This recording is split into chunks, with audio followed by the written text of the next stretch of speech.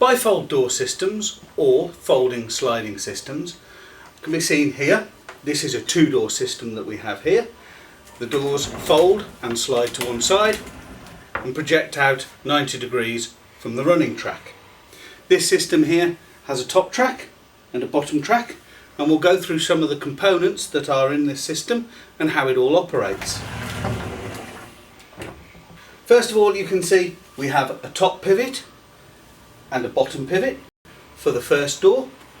Between the first door and the second door we have hinges, which are normally 3 hinges, and then at the end of the second door you get a top guide and also on this system a bottom guide with a bottom track.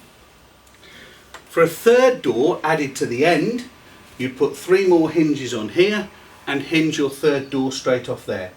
The third door doesn't have any top guides or bottom guides, therefore it is free to open like a normal passage door would, and the tracks at the top and the bottom only need to extend as far as the end of the second door.